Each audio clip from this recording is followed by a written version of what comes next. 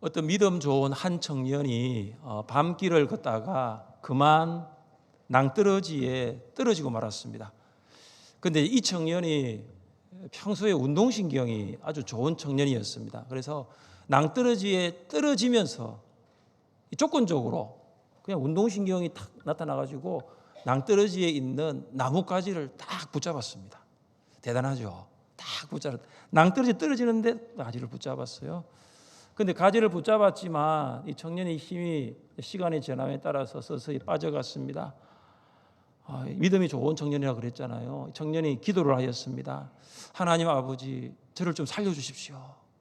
하나님, 제가 주일을 빠지지 않았습니다. 주일 성수도 잘했고요. 제가 11조도 다 드렸고요. 봉사도 열심히 했습니다. 하나님, 제발 저를 좀 살려주십시오. 하나님께서 이 청년의 기도를 들으시고 이렇게 응답하셨습니다. 그래, 내 아들아, 내가 너를 살려줄 텐데 먼저 너가 그 붙들고 있는 나뭇가지를 놓아라. 청년이 생각이 딱 든 거예요. 나뭇가지를 탁 놓는 순간 낭떠러지로 떨어져 죽는다는 생각이 든 거예요. 청년이 곰곰하게 생각을 하고 있다가 이렇게 소리를 쳤습니다. 여보세요, 거기 다른 사람 없어요? 사실 청년이 매달린 곳은 낭떠러지가 아니었습니다. 1m 높이밖에 되지 않는 비탈길이었습니다. 그러니까 청년이 이 비탈길을 낭떠러지로 생각한 이유는 어두운 밤이었어요. 밑에가 안 보이는 거예요. 그래서 떨어지면서 뭘 붙잡았는데 자기는 나 이제 낭떠러지에 있구나. 나 이거 놓으면 떨어져 죽는다는 생각을 하였던 것입니다. 사랑하는 성도 여러분, 우리도 믿음의 길을 걸어가면서 만나는 여러 가지 고난들이 있습니다. 그때 다른 것들을 의지할 때가 있지 않습니까? 청년이 소리쳤던 거기 다른 사람 없어요. 거기 좀 도와줄 사람 없어요. 라고 사람을 의지할 때가 있지 않습니까? 그런데 여러분, 우리가 믿음 생활 하면 할수록 이 믿음의 길을 걸어가면 걸어갈수록 더 분명하게 보이는 것은, 더 확신이 있게 느껴지는 것은 이거예요. 하나님밖에 없다는 사실이에요. 의지할 분은 하나님밖에 없다는 사실, 내가 믿을 분은 하나님밖에 없다는 사실입니다. 오늘 설교 제목이 하나님밖에 없습니다. 한번 따라해 보십시다. 하나님밖에 없습니다. 하나님밖에 없습니다. 여러분, 왜 하나님밖에 없을까요? 여러분, 왜 하나님밖에 없다라고 지금 말씀하셨습니까? 왜 하나님밖에 없을까요? 오늘 거기에 대해서 한번 나누기를 원합니다. 우리가 하나님밖에 없습니다 이렇게 말할 수 있는 이유는 우리는 세상에 비해서 수적으로 열세이기 때문에 하나님밖에 없습니다 라고 고백할 수 있습니다. 사무엘이 사울을 떠나가고 사울과 600명의 군대만 길갈에 남았습니다. 처음에 사울과 함께했던 이 군대가 2,000명이었어요. 그러니까 1,400명이 떠나가고 이제 600명은 남은 거죠. 왜 사울의 군대가 사울을 떠나갔을까요? 이 블레셋 군대를 보고 두려워했습니다. 그래서 숨을 수 있는 곳은 다 숨었어요. 숨을 수 없는 곳이 있는 곳이 없다면은 요단강을 건너서 홍고까지 도망갔습니다. 2,000명이 1,400명이 떠나고 600명은 남았어요. 그런데 이에 비해 블레셋 군대의 규모는 얼마나 되었을까요? 블레셋 사람들이 이스라엘과 싸우려고 모였는데 병거가 3만이요, 마병이 6,000명이요, 백성은 해변에 모래같이 많더라. 이것이 블레셋 군대의 규모입니다. 병거, 오늘날 전차죠. 전차 3만 대, 마병, 말을 타는 군인들 6,000명, 그리고 보병은 셀 수 없을 정도로 많았어요. 너무나 많아가지고 모래와 같이 많았습니다. 이 사울 군대를 블레셋 군대의 규모가 비교하면은 딱 사울의 군대는 네 글자로 요약할 수 있죠. 뭐죠? 수적 열세. 수적으로 턱도 없이 부족했습니다. 병거 3만 대, 마병 6,000명을 제외하고 보병만 한번 따져봅시다. 왜냐하면은 사울의 군대에 전차가 있겠습니까? 사울의 군대에 마병이 있겠습니까? 보병만 한번 따져봅시다. 보병도 어떻게 됩니까? 600대 셀 수 없음이에요. 600대 셀 수 없음입니다. 사울의 군대는 블레셋 군대에 비하면 수적 열세, 이것은 객관적인 통계입니다. 그래서 누구밖에 없습니까? 하나님밖에 없는 거죠. 그래서 하나님밖에 없는 것입니다. 뭐 6천 대 6천 아니면 5천 대 5천이 몰라도 600대 셀 수 없습니까? 너무나 수적으로 부족하잖아요. 그래서 하나님밖에 없습니다. 압살롬이 반란을 일으켰습니다. 그것도 아버지 다윗을 제거하여 왕이 되려고 하는 반란입니다. 압살롬은 온 이스라엘에서 반란군을 모았습니다. 그래서 가장 위에 단에서부터 가장 아래 브엘세바까지 이스라엘 백성들이 다 압살롬을 따랐습니다. 압살롬의 군대는 셀 수 없음이었습니다. 그러나 다윗 군대는 압살롬의 군대에 비하여 수적 열세였습니다. 수적 열세에 몰린 다윗이 어떻게 하였습니까? 여호와여 나의 대적이 어찌 그리 많은지요 일어나 나를 치는 자가 많으니이다. 얼마나 많았으면 어찌 그리 많은지요라고 다윗이 말했을까요? 수적 열세에 몰린 다윗이 무엇을 했습니까? 하나님을 찾았습니다. 하나님께 도움을 요청했습니다. 여호와여, 여호와여. 다윗은 자신이 이 수적 열세를 바꿀 수 없다는 것을 알았어요. 이 수적 열세라는 이 상황을 역전시킬 분은 오직 하나님밖에 없습니다. 오직 하나님밖에 없습니다. 그 마음이 다윗에게 있었습니다. 그러지 않고서는 여호와여 기도할 수 없죠. 엘리야 선지자는 사람을 보내서 바알 선지자 450명, 아세라 선지자 400명, 도합 몇 명이죠? 450명, 400명, 몇 명이죠? 850명. 850명을 갈멜산으로 나오도록 하였습니다. 엘리야 한 사람, 이방 선지자 850명, 갈멜산에 모였습니다. 불로 응답하는 신이 하나님이다 라는 것을 증명하기 위해서입니다. 먼저 바알 선지자들이 송아지를 잡고 바알 신의 이름을 불렀지만 아무런 응답이 없었습니다. 심지어 칼을 꺼내고 창으로 자기의 몸을 상하게 하고 피가 흘려내렸는데도 바알이 응답하지 않습니다. 엘리야 선지자가 12개의 돌을 취하여서 제단을 쌓고 제단 주변에 도랑을 만들었습니다. 그리고 제단 위에 나무를 올리고 나무 위에 잡은 송아지를 올렸습니다. 그리고 물을 부었는데 송아지에 부었던 물이 나무에 부었던 물이 제단으로 해서 도랑으로 흘러갑니다.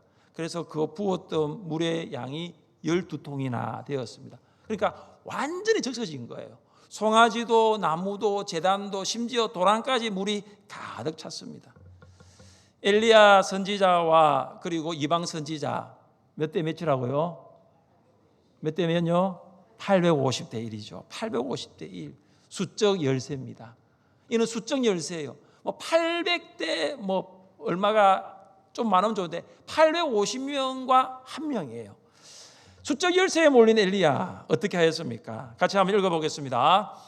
여호와여 내게 응답하옵소서. 내게 응답하옵소서. 이 백성에게 주 여호와는 하나님이신 것과 주는 그들의 마음을 되돌이키심을 알게 하옵소서. 아멘. 엘리야가 수적 열세에 몰렸습니다. 하나님께 도움을 요청했습니다. 여호와여 내게 응답하옵소서. 내게 응답하옵소서. 엘리야가 무엇을 알았죠? 850대 1 이 상황을 역전시킬 수 있는 분은 내가 아니라는 거예요. 엘리야 내가 아니라는 거예요. 하나님밖에 없습니다. 하나님 바알 선지자들은 물도 붓지 않았고 송아지 잡아서 그냥 올리기만 했는데 저는 물을 12통이나 부었습니다. 지금 송아지가 완전 물먹은 송아지가 되고 제단도 물먹은 제단이 되고 완전히 물이 있는데 불로 응답하실 분은 하나님밖에 없습니다.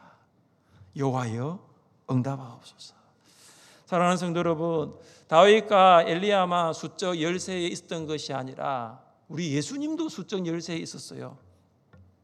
예수님이 겟세마네 동산에서 기도하신 후에 제자들에게 말씀하실 때에 누가 왔느냐 하면 대제사장들과 장로들이 보낸 큰 무리가 예수님께 왔습니다. 예수님이 수적 열세죠. 여러분, 예수님이 수적 열세에 몰렸을 때에 예수님의 반응과 제자들의 반응이 다 달랐습니다. 제자들은 어떻게 했습니까? 특히 베드로 어떻게 했죠? 칼을 뽑아서 대제사장 종의 길을 잘랐어요. 그리고 나머지 제자들 다 어떻게 했죠? 예수님 버리고 도망갔습니다. 왜냐하면 아니 술을 보니까 이거는 싸울 수 없는 거죠. 이거는 게임 자체가 안 되잖아요. 너무나 많은 사람들이 와버렸잖아요. 그런데 우리 예수님 어떻게 하셨어요?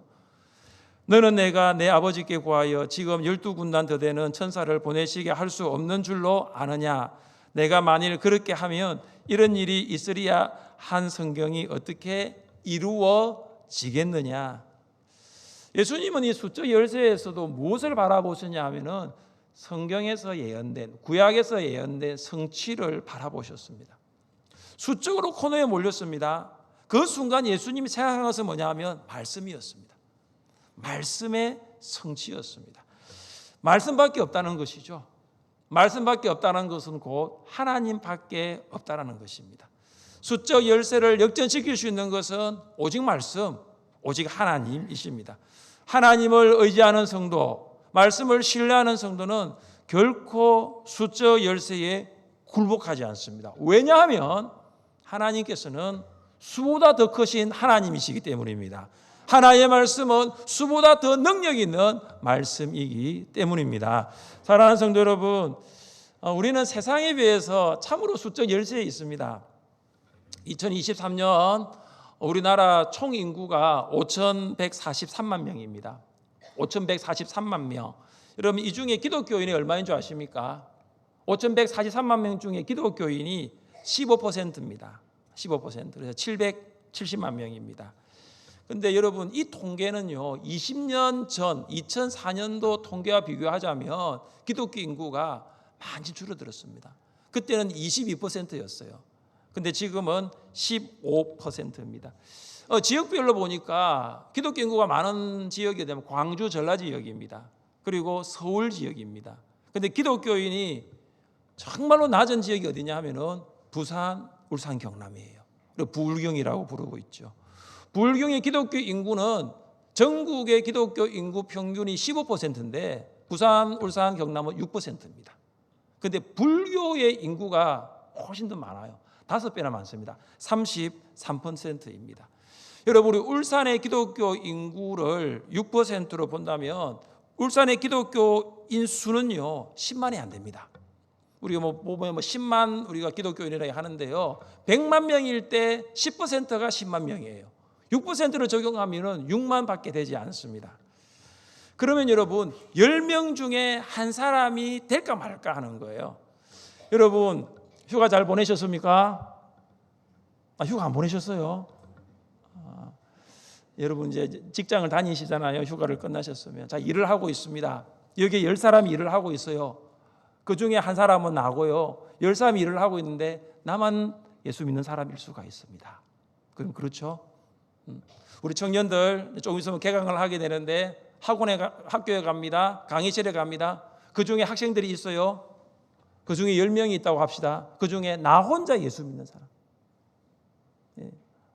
우리 동구 운수 마을버스를 탔어요. 탁 타보니까 9명 있는 거죠. 내가 다 10명이에요. 그 10명 중에 예수 믿는 사람이 나밖에 없을 수 있어요. 나밖에 없을 수 있어요. 여러분 이것이 울산의 현 주소고 동구죠. 울산 기독교인은 항상 수적 열쇠예요. 수적 열쇠. 그래서 우리에게는 하나님밖에 없는 것입니다. 사랑하는 성도 여러분 잘 보십시오. 내가 복음을 전하지 아니하면 9명의 나와 함께 일하는 사람들은 복음을 들을 수 없어요. 내가 복음을 전하지 아니하면은 나와 함께 공부하는 친구들도 복음을 들을 수 없습니다. 비록 수적으로 열쇠에 몰려 있지만 그때 우리가 기억하는 것은 뭐냐면 하나님밖에 없다는 것을 꼭 기억하시기를 바랍니다. 수적 열쇠를 극복할 수 있는 것은 오직 하나님밖에 의지할 분이 없다라는 것, 하나님밖에 다른 방법이 없다라는 것을 믿으시기를 주님의 이름으로 축복합니다. 왜 하나님밖에 없을까요? 둘째, 우리는 세상에 의해 포위된 채, 포위를 당한 채 살아가기 때문입니다. 사울은 남은 600명의 군대를 데리고 게바로 내려가서 그 게바에 있는 요나단 군대와 합류를 합니다. 이 블레셋 군대가 진을 친 곳은 믹마스인데 이 믹마스는 이 게바와 협곡을 사이에 두고 2km 떨어져 있습니다. 블레셋 군대가 먼저 행동을 개시합니다. 우리 17절과 18절을 함께 읽겠습니다. 17절과 18절입니다. 노략군들이 세대로 블레셋 사람들의 진영에서 나와서 한 대는 벳호론 길로 향하였고 한 대는 광야 쪽으로 스보임 골짜기가 내려다 보이는 길 향하였더라. 아멘. 지금 세 개의 부대가 이 노략군들이 어디에서 나오냐면 블레셋 군대에서 나옵니다. 여러분 첫 번째 부대를 보시면 오보라 길을 따라서 믹마스의 북쪽으로 가고 있어요. 그리고 두 번째 부대는 벳호론 길을 따라서 진격을 하는데 이 벳호론은 어디냐면 믹마스에서 서쪽입니다. 그리고 마지막 세 번째 부대는 광야길을 따라서 진격을 하는데 그 광야길이 어디냐면 믹마스에서 동쪽입니다. 자, 사울의 군대와 블레셋 군대가 지금 협곡을 사이에 두고 마주보고 있습니다. 그래서 협곡 아래에 사울 군대가 있고 협곡 위에 블레셋 군대가 있습니다. 여러분 이 협곡은 쉽게 넘어갈 수가 없습니다. 그래서 블레셋 군대는 이제 작전을 바꾸는 것이죠. 정면 공격이 아니라 포위 작전이죠. 포위하자라는 겁니다. 그래서 블레셋 군대는 이 노략 군대를 세 부대로 만들어서 남쪽에는 지금 사울의 군대가 있으니까 북쪽으로 보내고 서쪽으로 보내고 동쪽으로 보내서 이 사울 군대를 완전히 포위해 버립니다. 여러분 17절에 보시면 이 노략군이라는 단어가 나옵니다. 이 노략군이라는 단어는 우리 잘 쓰지 않습니다. 우리가 뭐 대화할 때 노략군 잘 안 써요.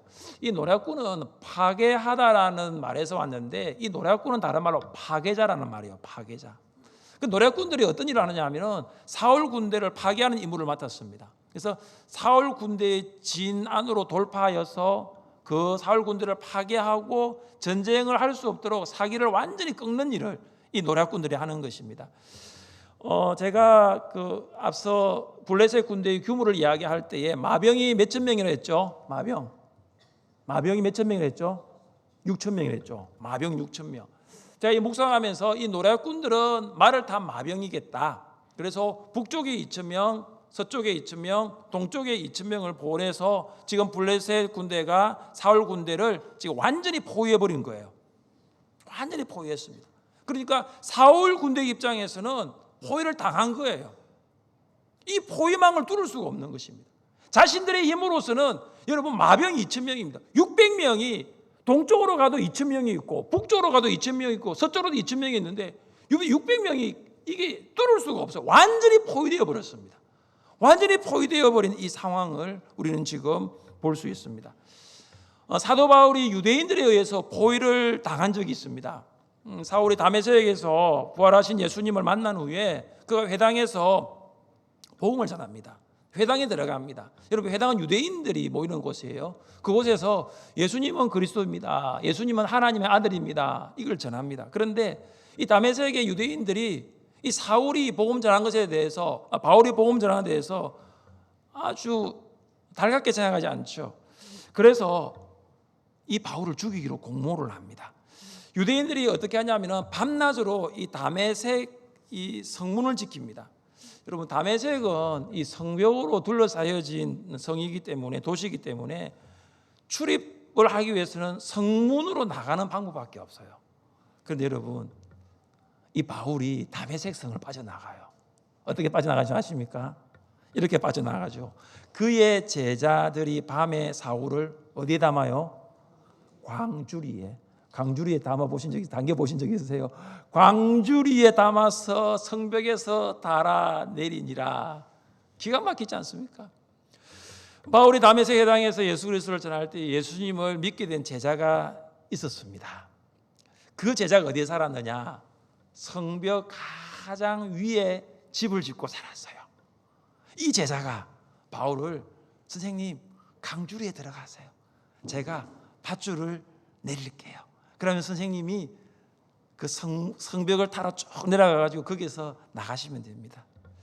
여러분 유대인들은 이 바울을 포위했습니다. 성문을 지켰습니다. 그런데 하나님께서는 바울을 유대인들의 포위망을 뚫고 나오도록 도우신 것입니다. 사울은 이 세상에 의해 포위된 채 살아가고 있는 성도들에게 이렇게 권면합니다. 우리 같이 한번 읽어보겠습니다. 우리가 사왕으로 우겨쌈을 당하여도 쌓이지 아니하며 네, 이게 바울의 고백입니다. 그러니까 쌓여본 경험이 있잖아요. 바울은 영혼을 구원하는 복음을 전하면서 쌓여본 경험이 있잖아요. 우겨 싸움을 당해봤잖아요. 근데 그가 내린 결론이 이것입니다. 쌓이지 않는다는 것이죠. 유대인들이 다메섹 성문을 지키고 바울을 포기하더라도 바울은 유대인들에 의해서 우겨 싸움을 당하지 않았습니다. 이유가 무엇입니까? 유대인들은 바울을 포위했습니다. 그러나 바울은 포위당하지 않았습니다. 이유가 있습니다. 같이 한번 읽어보겠습니다. 우리가 이 보배를 질그릇에 가졌으니 이는 심히 큰 능력은 하나님께 있고 우리에게 있지 아니함을 알게 하려 함이라. 아멘. 여러분, 이거예요. 성도가 세상을 살아가면서 우겨쌈을 당하고 포위를 당하는 것처럼 보여요. 그래 여러분, 우겨싸지 않고 포위를 당하지 않는 이유가 이것입니다. 우리 안에 뭐가 있냐면 보배가 있는 거예요. 우리 안에 보배가 있어요. 그 보배는 영혼을 구원하는 복음이에요. 그 보배는 죽은 영혼을 살리는 예수 생명이에요. 그 복음과 그 예수 생명이 우리 안에 있기 때문에 세상에 우리를 포위하더라도 우리는 포위되지 않는 거예요. 여러분, 복음을 전할 수 있는 능력이 우리에게 있는 것이 아닙니다. 우리는 도구일 뿐이에요. 우리는 쓰임받는 도구일 뿐입니다. 복음을 전할 수 있게 하시는 분은 하나님이십니다. 우리는 연약하지만 하나님께서 연약한 우리를 통하여 복음을 전하게 하시고 예수 생명을 전하도록 하심을 믿으시기를 바랍니다. 그래서 여러분, 세상 사람들로 이렇게 포위당하고 있을 때에 여러분이 꼭 기억하십시오. 하나님밖에 없습니다. 하나님밖에 없습니다. 질그릇같이 연약하지만 하나님밖에 없습니다. 고백할 수 있기를 주님의 이름으로 축복합니다. 왜 하나님밖에 없을까요? 셋째, 우리는 싸울 수 있는 세상의 무기가 없기 때문입니다. 우리는 세상의 무기가 없어요. 함께 19절을 읽겠습니다. 19절입니다. 그때에 이스라엘 온 땅에 철궁이 없었으니 이는 블레셋 사람들이 말하기를 히브리 사람이 칼이나 창을 만들까 두렵다 하였습니다. 아멘. 이 그때가 언제냐면은 이 사울의 군대와 블레셋 군대가 전쟁할 때입니다. 그때 누가 없었냐면 철공이 없었습니다. 이 대장장이를 말하고 있죠. 근데 처음부터 대장장이가 없었던 것은 아니에요.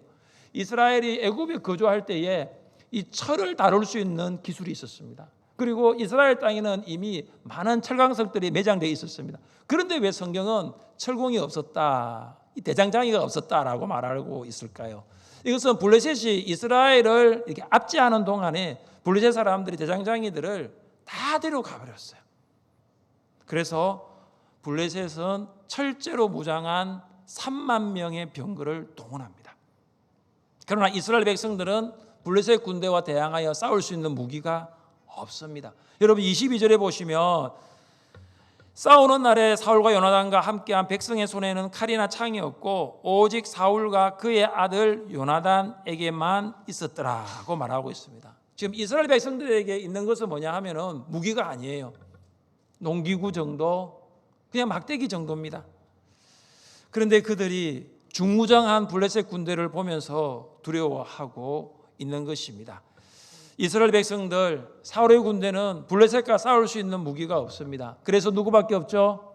하나님밖에 없는 거죠. 그래서 하나님밖에 없는 거죠. 세상에 무기가 없잖아요. 믿음이 있으면 세상에 무기가 없더라도 전쟁에서 승리하는 줄 믿으시기를 바랍니다. 세상에 무기는 없지만 믿음만 있으면 하나님께서 싸우십니다. 압살롬이 다윗의 왕권을 찬탈하려고 할 때 다윗의 군대는 참 싸울 무기가 없었습니다. 왜 그러냐면은 너무나 갑작스러운 이 반란이었기 때문에 다윗이 감람산으로 도망을 갔는데 다윗은 신발조차 신을 수 없을 정도로 맨발로 도망을 갔어요. 여러분, 맨발로 도망치는데 무슨 무기를 가지고 도망을 가겠습니까?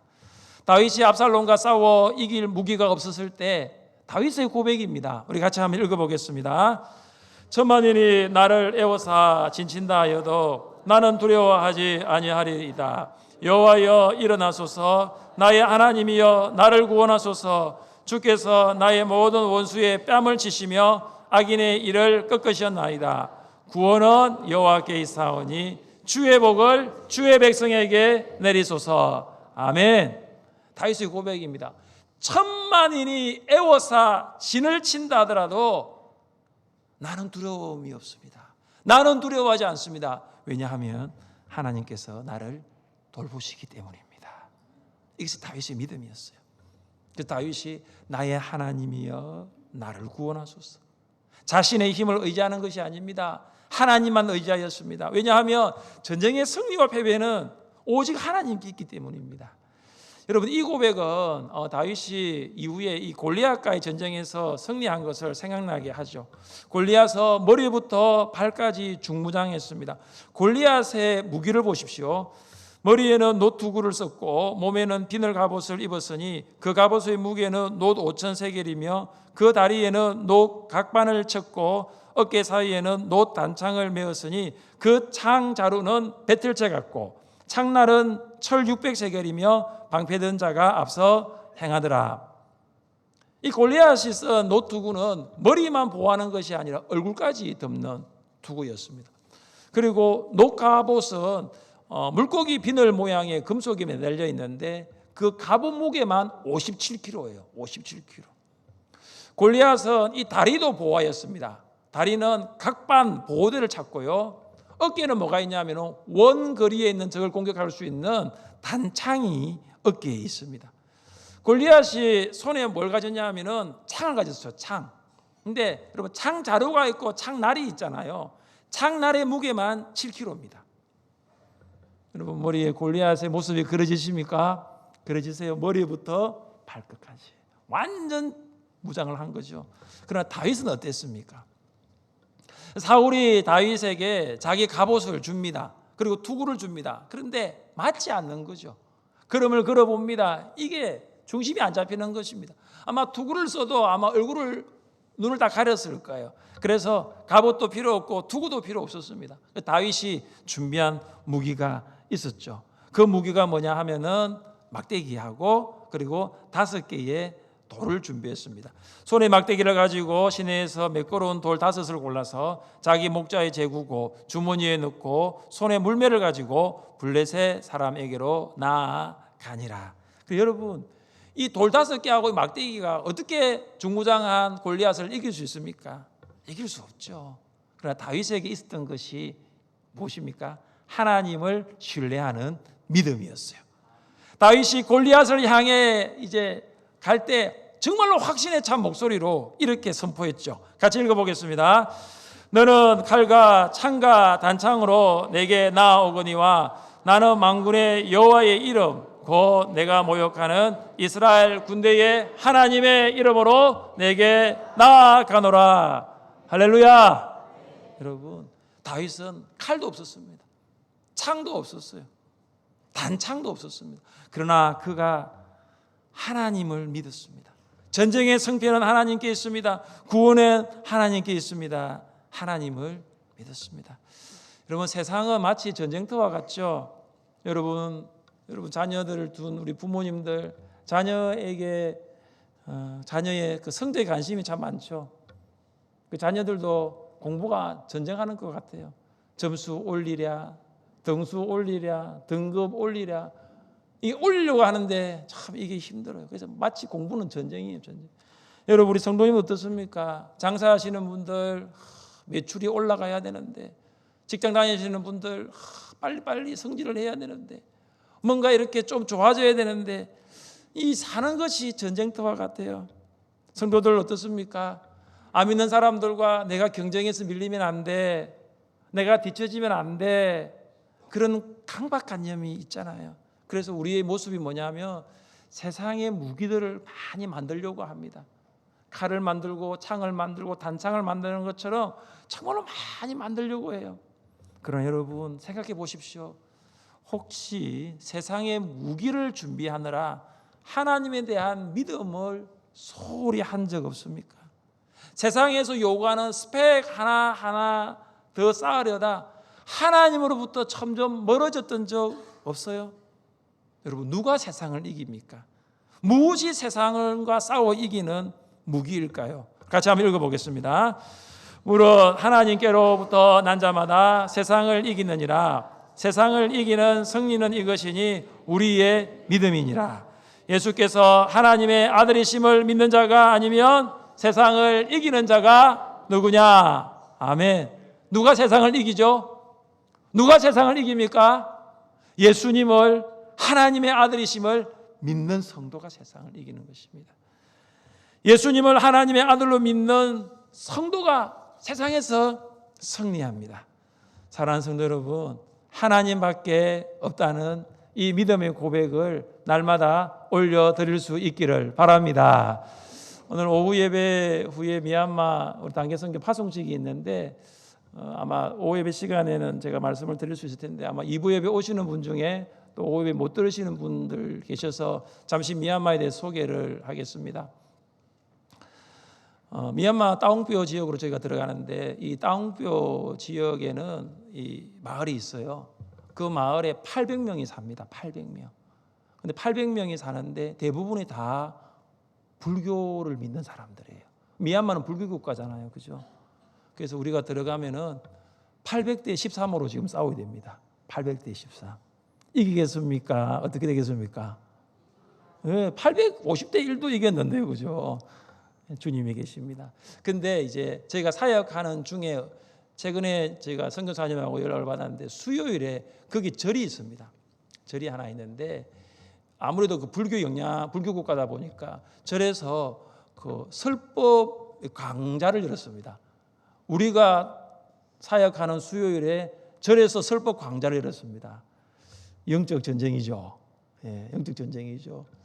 둘 중에 하나를 선택할 것 같아요. 따옹뼈에 사는 주민들은 교회로 갈 것인가, 절로 갈 것인가, 네, 교회로 갈 것인가, 절로 갈 것인가.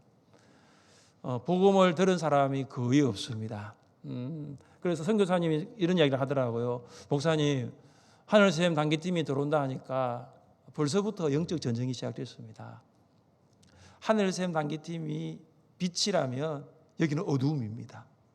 오랫동안 어둠이 있는 이 땅에 빛의 사자들이 들어오니까, 빛의 자녀들이 들어오니까 벌써부터 영적 전쟁이 시작되었습니다. 하나님밖에 없습니다.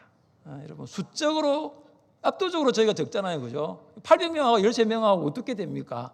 그러나 하나님밖에 없습니다. 들어가면 마을이 있는 거죠. 예, 압도당할 수 있죠. 포위당할 수 있죠. 하나님밖에 없는 거죠. 싸울 수 있는 무기가 없습니다. 우리가 들고 가는 것은 복음밖에 없어요. 예수 생명밖에 없습니다. 우리가 가서 복음 전합니다. 그런데 어떤 일이 날지 몰라요. 우리가 찬양도 우리가 준비를 하고 스키 드라마도 오후 예배 스키 드라마를 저희 준비했는데 스키 드라마 준비하고 이게 다 복음이 있거든요. 그 복음이 그들에게 들려질 때, 그들에게 보여질 때 어떤 일이 일어날지 정말로 기대감을 가지고 미얀마 피누린 따옹뼈 마을로 들어갑니다. 사랑하는 성도 여러분, 하나님밖에 없습니다. 할렐루야. 우리가 비록 수적 열세에 있더라도 하나님과 말씀을 신뢰하면 하나님께서 승리하게 해주실 줄 믿습니다. 우리가 세상에 포위되어 살아간다 할지라도 하나님께서는 그 포위망을 뚫고 나오게 하실 줄 믿습니다. 우리에게 비록 세상에 무기가 없다 할지라도 예수님을 하나님의 아들과 그리스도이심을 믿는 믿음이 세상을 이기게 할 줄 믿습니다. 하나님만 의지하며 사시기를 주님의 이름으로 축복합니다. 우리 자리에 일어나셔서 찬양하겠습니다.